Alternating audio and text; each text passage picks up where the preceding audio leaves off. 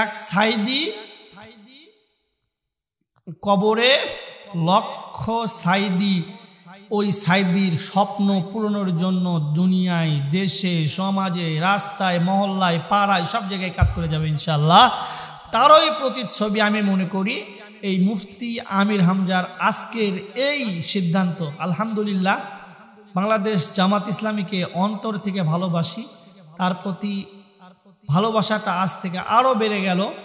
এরকম একজন মজলুম আলিমকে এরকম একটা সিদ্ধান্ত, তার জন্য একটা সিদ্ধান্ত নেওয়ার জন্য, বিশেষ করে প্রিয় দেশবাসী, আপনারা দেখছেন, ইতিপূর্বেও দেখেছেন যে আগে যারা ছিল তারা কি করেছে, এখন যারা এখনো আসতে পারেনি তারা কি করছে, এরপরে যারা কোরআনওয়ালা তারা কি করছে। আপনাদের কাছে প্রশ্ন আমার একটাই, সেটা হলো মৃত্যুর পর আপনাদের প্রশ্ন করা হবে মান দিনুকা, তোমার দল কি ছিল, তোমার দিন কি ছিল। ওই সময় দুনিয়াতে আপনি যাকে সাপোর্ট করবেন ইনশাআল্লাহ কবরে, হাসরে, আপনাকে কিয়ামতের ময়দানে তাদের সঙ্গে আপনার হাসর নাসর হবে। আউযু বিল্লাহি মিনাশ শাইতানির রাজীম।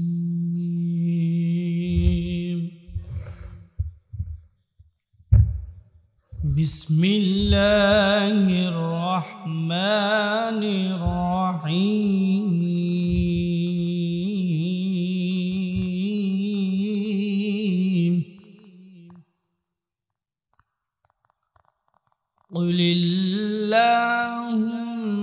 কুলিল্লাহুম্মা মালিকাল মুলকি তুতিল মুলকা মান তাশা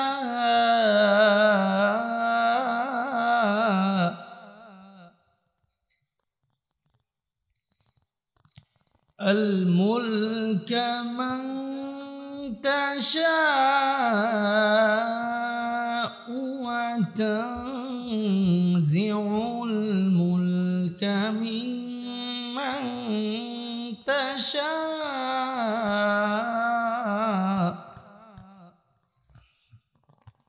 ওয়া তু'ইজ্জু মান তাশা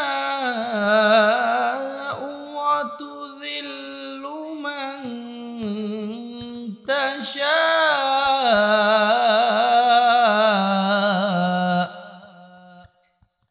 বিয়াদিকাল খায়র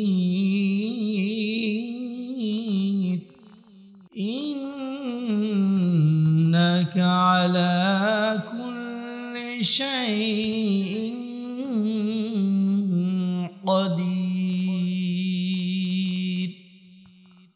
আমানতু বিল্লাহ। সমস্ত প্রশংসা রবের দরবারে, যে রব্বুল আলামিন দীর্ঘ সময় পর এরকম একটা সুন্দর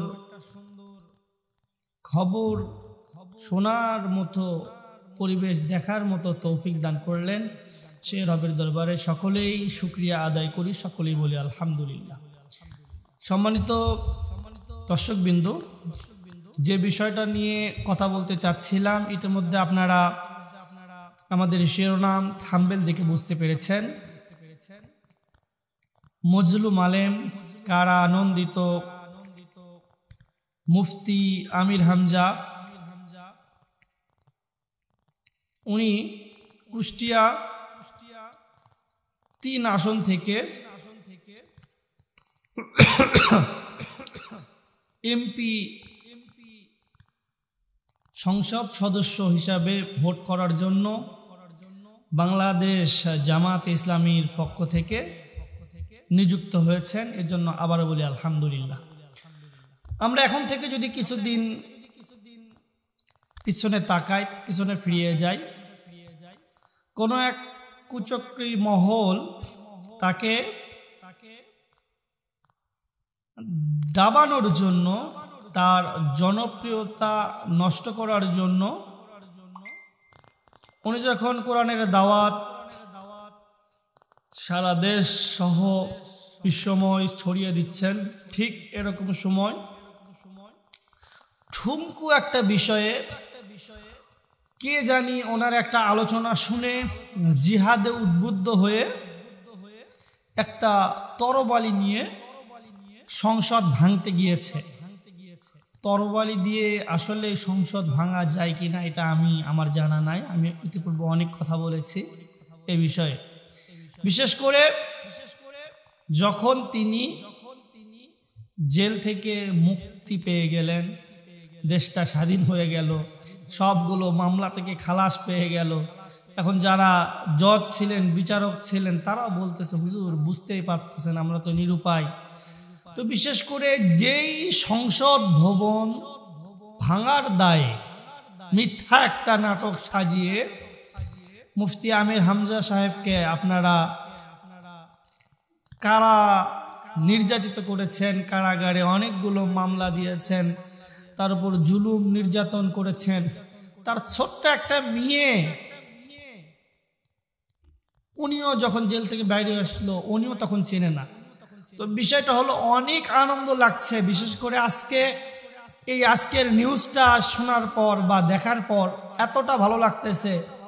যখন তাকে সিলেক্ট করা হলো কুষ্টিয়া 3 আসন থেকে নির্বাচন করার জন্য, বিশেষ করে ওই সময় আমি সন্ধ্যার পর, আজকে বৃষ্টির একটা সন্ধ্যা ছিল, বাবার সঙ্গে বসে চা খাচ্ছিলাম, এমন মতো অবস্থায় নিউজটা দেখলাম। দেখার পর বাবাকে বলতেছি বাবা এই ঘটনা। তখন আমরা আব্বা এবং আমি দুইজনে গল্প করছিলাম যে আসলে আল্লাহ রাব্বুল আলামিন আল্লামা সাইদি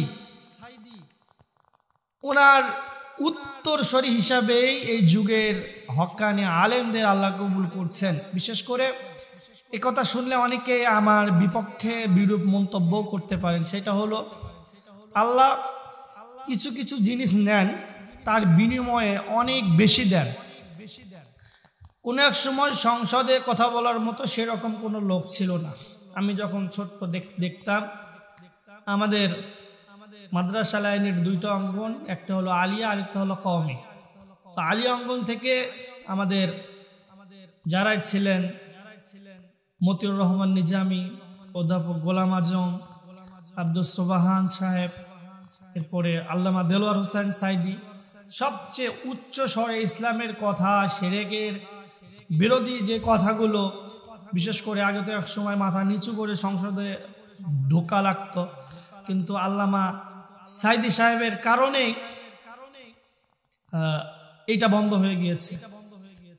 আবার কম অঙ্গন থেকে কথা বলতেন, আমি যার মোনাজাতে প্রথমে গিয়েছিলাম তখন আমি কারবালা মাদ্রাসার হিফজ বিভাগের ছাত্র ছিলাম।